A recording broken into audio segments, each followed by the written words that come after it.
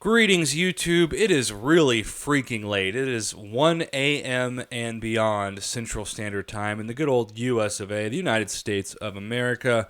And even though I am technically on vacation and visiting family in Texas, I have responded to thousands of lineup messages this week and made several videos on my portable, cheap but efficient laptop $15 microphone that I'm currently speaking into because I am addicted to work, and that has always been one of my Achilles heels in life long before I started a MCOC YouTube channel. But you see, not to get too dark at 1 a.m., but I had a lot of abuse growing up and a lot of PTSD, and my coping mechanisms for that level of trauma and depression are working really hard and helping people as much as possible. And I like to think there are worse vices out there. You might disagree with that. But regardless, that is why I'm making this video at 1 a.m. in my brother's spare bedroom at, a very bad hour of the day / morning. So, back to the issue at hand.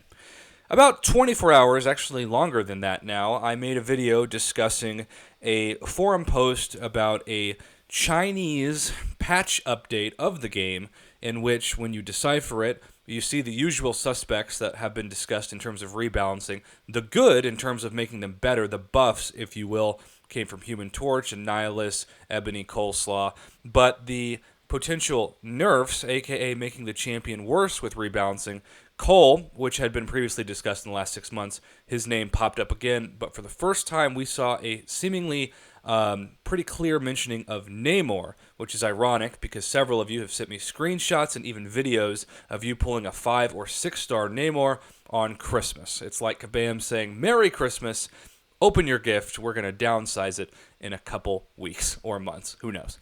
But in the meantime, that discussion about rebalancing, which is a very important discussion and one that I'm going to still make more videos on as time goes on because we'll get more information on it, make no mistake about it, even if the champion is still 90% as powerful as they were at the beginning, that is a 10% nerf. That is making them worse than what you thought you were buying when you went for that featured Cavalier Crystal, or you thought you were getting when you used your Awakening Gem, both class-based or generic, or those very precious rank-up materials that you used as well, or Sig Stones, etc. And I'm very passionate about this. But something else that I'm very passionate about, and this leads us to the point of this video, regardless of whether or not anybody watches it, since I'm posting it literally while everybody's asleep, unless you're across the pond, you're waking up to this.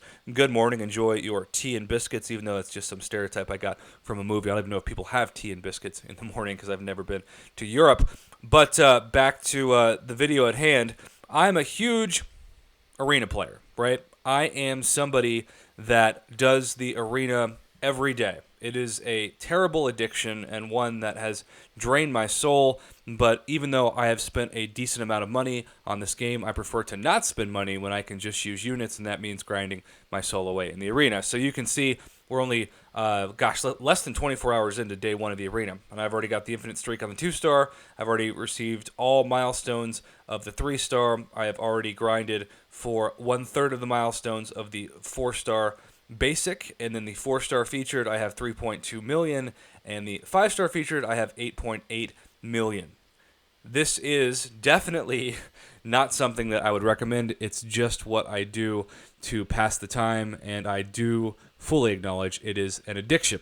However, for those of you out there who don't have a lot of money and who play by the rules, the arena is the best way to guarantee a champion.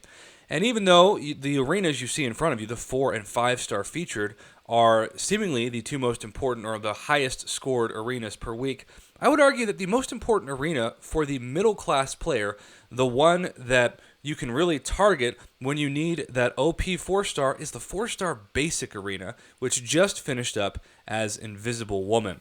You see, the 4-star basic arena is something that I get a lot of questions about every night when I live stream, because there are a lot of summoners out there who go for the 4-star basic, because you might not be able to put up 15 million or certainly 90 million points in a 4-star featured or 4-star or a 5-star featured, but you can put up $3 million or even $4 million in the 4-star basic, and you probably have a decent 4-star roster, even if your 5-star roster is not that great. And the great thing about the 4-star basic arena is that you don't have to use any champions that are above 4 stars. In fact, you can't use 5 stars or certainly 6 stars. So it's a popular arena for a lot of people, certainly not in-game players who are concentrating on Act 6, because of course you can't take 4 stars into the Act 6 and beyond. There is a 4-star gate that prevents you from that. But we're going to go to leaderboard for this latest 4-star basic, and you can see a disturbing trend. So the first place was Cyclops, got a couple of dots next to him. Maybe they did this honest, maybe they didn't, but that's not the profile I'm going to focus on, because they're not in the same alliance. Maybe this is all a coincidence. Because the name Cyclops is also in caps on places 3, 4, and 5, only separated by a couple of digits. The 4th and 5th place in the same alliance are separated by 1 digit. Keep in mind that Kabam has made an effort to put out in the in-game inbox messages of all players that they're excited to feature these special year arenas, and that use of any software is strictly prohibited to cheat. They say this, and yet we only have a couple of times a year actual proof that they do anything about it. Part of this is because the higher scores are, the more the people who don't cheat have to spend units and revives and hours of their time to actually get the champion. So it benefits Kabam to not kick out the cheaters every month or certainly every week, but then again, that hurts the average player that actually has a life outside of the game. Several people who grind the arena have families, they have spouses, they have kids, they have multiple jobs, they work late. They don't have time to grind all day for 3 straight days, especially when they're facing cheaters. So you might be saying, Prof, you're being way too harsh. You don't know if Cyclops 30 or Cyclops 34 or Cyclops 31 is actually a cheater. So let's just have you judge for yourself. Because here's the fun thing about this game. You know the name of a summoner, and so you can just search the name and check out their profile and be like, wow, that person was so OP in the latest 4-star basic event. They must have just this unbelievable roster, right? They must have just this greatest roster ever. So let's look up Cyclops 30. Hey, this is a top 5 player who got a top 5 score in the 4-star basic arena. Amazing. He must have a whole lot of 4 stars, right? But then you go to view profile and you see that he has 1 5-star Namor who he can't even use in the 4-star basic arena. And then his next 3 champs are a 3-star Gladiator Hulk who's not even at 2,000 PI, a 4-star Captain America Infinity War, and a 5-star Hood, which again he can't use in the 4-star basic arena.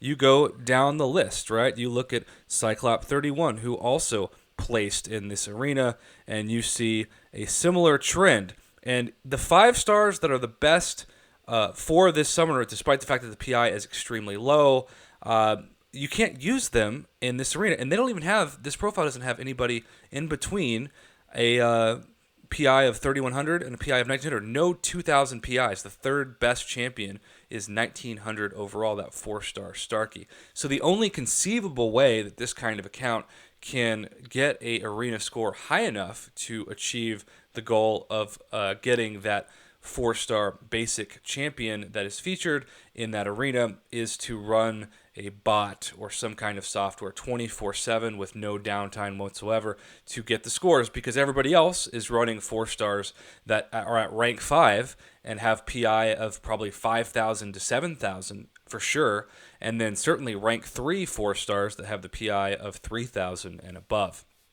And we know that this is happening, and yet Kabam is turning a blind eye.